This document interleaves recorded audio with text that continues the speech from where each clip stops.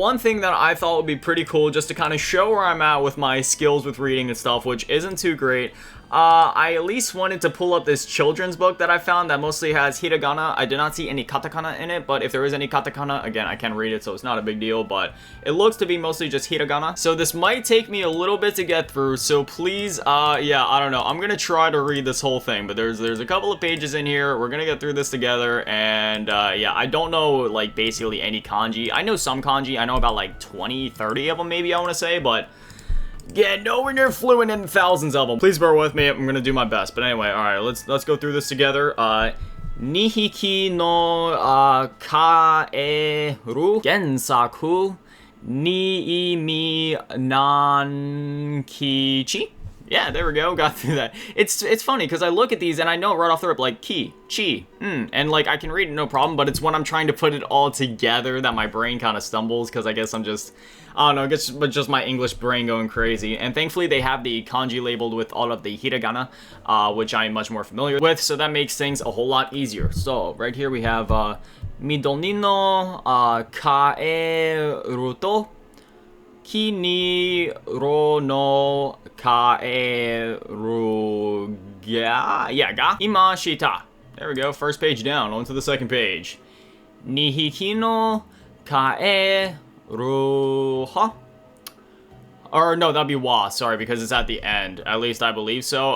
Again, that's one of those things where, like, it kind of depends on the context, but usually if it's at the beginning, I've noticed that would actually be ha, but if it's at the end, like at the end of konnichiwa, even though that would normally be ha, at the end of konnichiwa, there's actually a ha, which means, which would then mean why. I know that's like another confusing thing, so that would actually probably be, because the no right here would be a particle, so right here, I'm assuming this again would be kaerua, hatake de, yeah, yeah, hatake de ai mashita. There we go. Kimi no, oh man, yeah, look at this, they got all this kanji up here. No, and then that would be that's a particle right there, which means we're going into this, which would be ki. I think when there's two e's back together, you don't necessarily go ki. I think that would more just be a dragged out e, right? But there's also a line that indicates when a vowel is supposed to be longer, so I don't know if, like, I don't know if I'm supposed to go kiro or if I go kiiro, kiiro wa. I don't know, either one sounds fine. Kitana ine midori. Oh yeah, here's this thing I was talking about where you got this long vowel right here. So like again, midori chi bana. Yeah, ban at the end there. Ban. You gotta put emphasis on that. Midori ha kita nai, or nai, nai. Yeah, something like that. Nai. Ki, yeah, again, we have another situation where it's like ki and then e, but I think this is supposed to be different, so I'll just go kiiro, kiiro ichi ban. There we go. Ken kaga hajimarimashita. Sono to ki tsume, yeah, there we go. Tsumeta I ka ze ga fukimashita. Fuyu ga kimasu. Or wait, no, that's at the end, so masu, so that would be more like mas, right? Yeah, mas, because mas, normally when you see either desu or masu, that would, or that, you know, that's not actually how you pronounce it, it would be more like desu or masu, but in Japanese, that would actually be silent, usually if it's at like the end, so like mas, at least I'm assuming that's how it would be in this scenario. Nihiki no kaeru ha tsuchi no naka ni hairi mashita. I'm noticing that one popping up a lot. Ta, I don't, this isn't obviously like a poem or anything like that, but it seems like there's like a rhythm to the cheetah. I don't know. That's just what I'm noticing. It's a child's book, so that's probably some. I don't even know what's going on here. I'm just, you know, trying to work on my reading skills. Because again, I can look at each, like if I look at these individually, I just go no, tsu, chi, su, ma, ne. Like I can point them out instantly, but when I'm trying to read them all together, my brain starts to jumble. I think that's just like my English side trying to take over and just me not being as familiar with Japanese yet. Work in progress. We're getting there. Nihiki no. Oh wow, look at me. I went through that one pretty good. Nihiki no ka eruha wa. It's at the end, so wa. Ruwa. Tsuchi no naki de. But that's another tricky one, because sometimes it's like te, but then I've also seen it pronounced in another way. Or wait, no, that's actually he I was thinking of. Yeah, he is the one that can be pronounced differently. Never mind. I don't know. I've also seen te and de used in different situations, though. I'm still learning my particles and all these different things. So the only other one I know is that this indicates, it's sort of like a period, but it indicates like the end of a statement. So, namas, yeah, that'd be namas, because again, that's masu, so namas. Or nemas.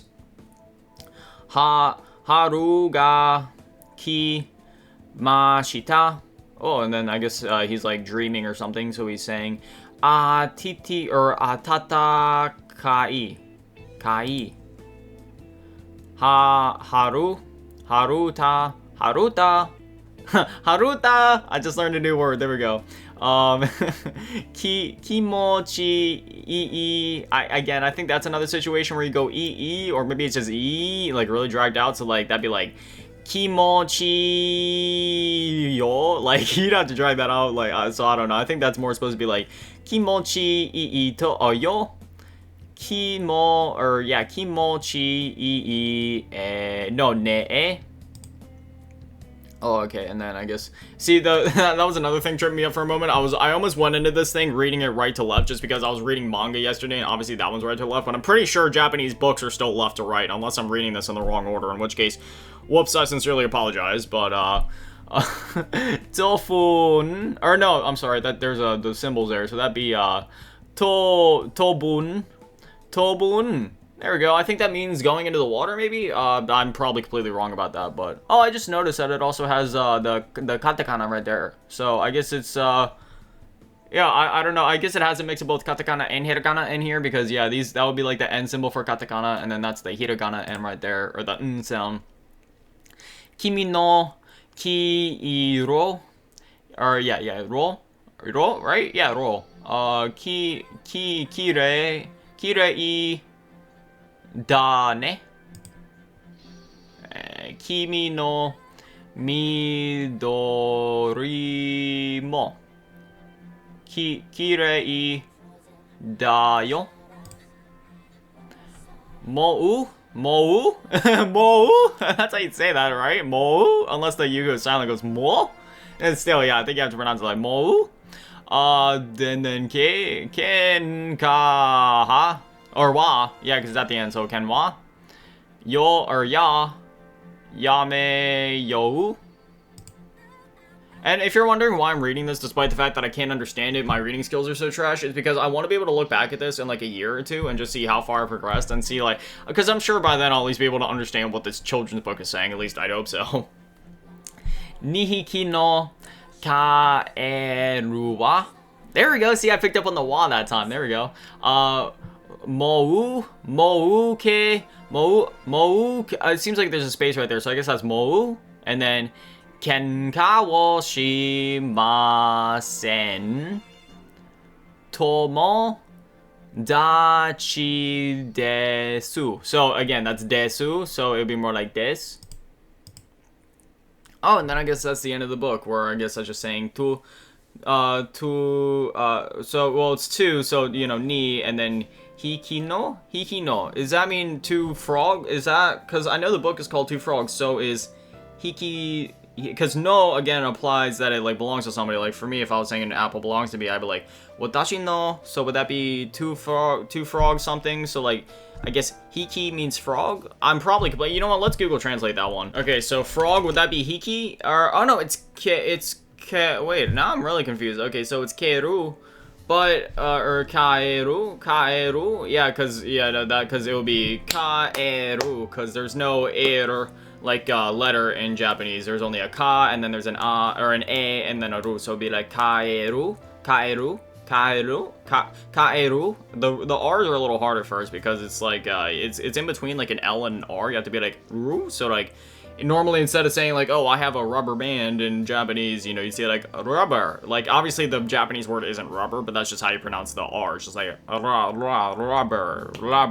kaeru. Now I really want to know what that other word was. So what was it? Hiki? Yeah, it doesn't really seem like it's really translating to something else. Hiki. Yeah, it's not. Maybe I have to look up the hiragana version of it with like the hiragana characters, but I'm not exactly sure. Anyways, yeah, that was my first time reading a Japanese children's book.